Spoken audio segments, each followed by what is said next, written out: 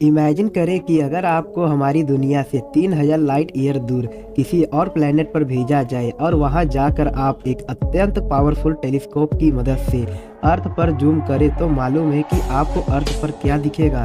अद्भुत तौर पर आपको अर्थ का वह दौर नजर आएगा जो आज से 3000 साल पहले हुआ करता था, यानी वह दौर जब पिरामिड बनाया जा रहा था। इसका मतलब यह हुआ कि पावरफुल टेलीस्कोप आपके लिए एक टाइम मशीन का काम करेगा। बेशक आप 3000 साल पहले वाले अर्थ पर जा तो नहीं सकेंगे, लेकिन आप उसको देख जरूर सकेंगे।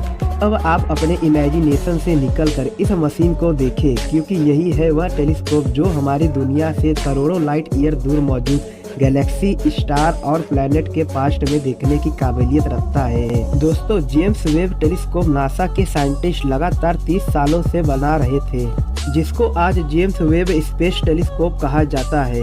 $10 बिलियन या फिर 75,000 करोड़ रुपए के खर्च से बनाया गया यह टेलीस्कोप हजारों इंजीनियर्स की खून पसीने की मेहनत का नतीजा है। यह दुनिया का सबसे पावरफुल और सबसे ज़्यादा कॉम्पैक्ट टेलीस्कोप है जो यूनिवर्स में करोड़ों अरबों साल पहले होने वाले चीज़ों को देख सकेगा। लेकिन सवाल यह है कि करोड़ों अरबों साल पास्ट में जो कुछ भी हुआ वह यह टेलीस्कोप कैसे देख सकेगा और यह काम कैसे करता है, और हम इसके जरिए क्या क्या देख सकते हैं। इन्हीं सवालों के जवाब जानने के लिए जरूरी है कि पहले हम यह जानें हमें कोई भी चीज़ नज़र कैसे आती है। जब किसी अंधेरे कमरे में दाखिल होते हैं, बेशक हमारी आंखें खुली होती हैं पर हमें कुछ नज़र नहीं आता, लेकिन जैसे ही कमरे में लाइट ऑन की जाती है तो हमें सब कुछ दिखना शुरू हो जाता है।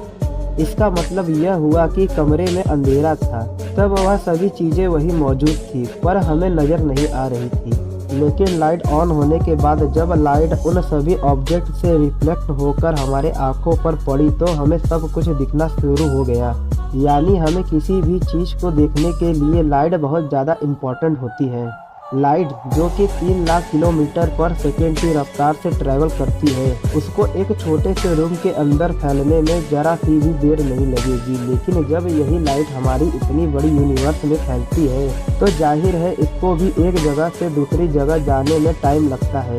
जो यह दूर चमकता तारा आप देख रहे हैं यह है शनि ग्रह, जो कि हमारे सोलर सिस्टम का एक प्लैनेट है। अर्थ से लेकर शनि ग्रह तक का दूरी करीबन 160 करोड़ किलोमीटर है।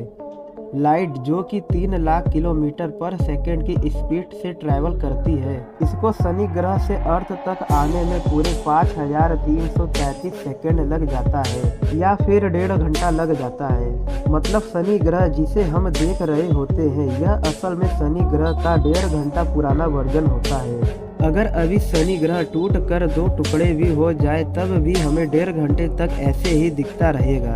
अगर यह कहा जाए कि हम शनि ग्रह के पास्ट में देख रहे होते हैं तो यह भी गलत नहीं होगा।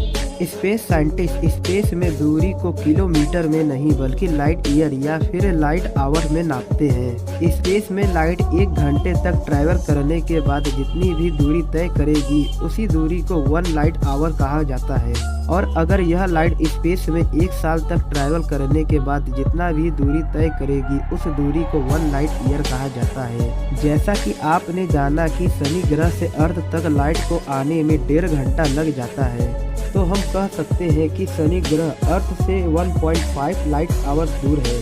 अब हम चलते हैं अपने सोलर सिस्टम से बाहर। यूनिवर्स बहुत बड़ी है, इतनी बड़ी कि इस तस्वीर में जो आप गैलेक्सी देख रहे हैं यह है मिल्की वे गैलेक्सी, और इस गैलेक्सी में जो यह छोटा सा डॉट आप देख रहे हैं यहाँ कहीं है हमारा सोलर सिस्टम। यह मिल्की वे गैलेक्सी 1,25,000 लाइट ईयर जितना फैली हुई है, यानी हमारी गैलेक्सी के एक कोने से दूसरे कोने तक लाइट को पहुँचने में पूरे 1,25,000 साल लग जाएंगे। लेकिन हैरान करने वाली बात यह है कि ऐसी लाखों गैलेक्सी इस यूनिवर्स में है पर हमारी आंखें उनको देख नहीं सकती। वो इसलिए क्योंकि इतना दूर होने की वजह से उनकी लाइट इतनी डीम हो जाती है कि हमारी आंखें उस लाइट को कैप्चर नहीं कर पाती। लेकिन फिर भी अगर इन गैलेक्सी और इनमें मौजूद प्लैनेट को देखना हो तो फिर इस्तेमाल किया जाता है टेलीस्कोप को। टेलीस्कोप के अंदर घुमावदार आकार का मिरर लगा होता है, थोड़ी सी भी लाइट को एक पिन पॉइंट फोकस पर रिफ्लेक्ट करता है।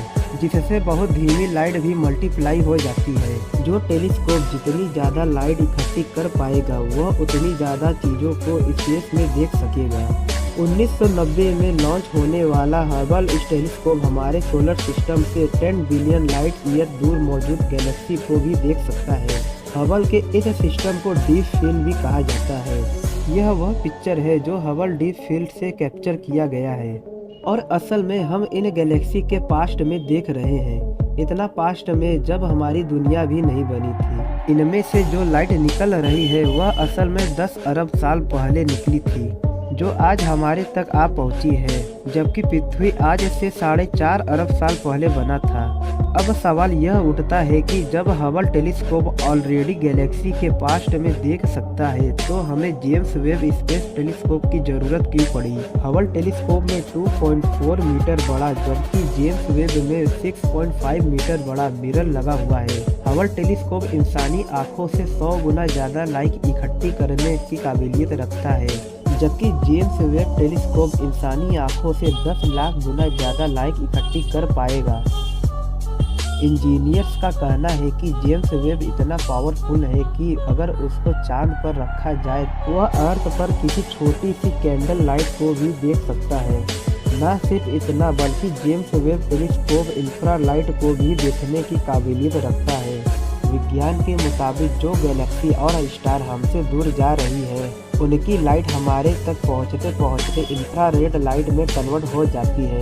इंफ्रारेड लाइट जो ना कि हबल देख सकता है और ना ही हमारी आंखें। जेम्स वेब स्पेस टेलीस्कोप की मदद से हमें उन गैलेक्सी का भी पता लग जाएगा जो यूनिवर्स में मौजूद तो है लेकिन हम उनको देख नहीं सकते। इस टेलीस्कोप का मेन मिरर 18 हिस्सों में ऐसे बनाया गया है जब उसको स्पेस शटल में डाला जाए तो वह फोल्ड हो सकता है और स्पेस में एक खास बिंदु पर जाते ही उसके मिरर को दोबारा खोल दिया जाएगा।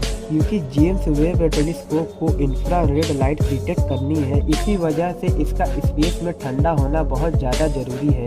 इसके मिरर वाले साइड पर सूरज की थोड़ी सी भी गर्मी ना लगे, इसी वजह से इसकी दिशा सूरज के उल्टी तरफ रहेगा।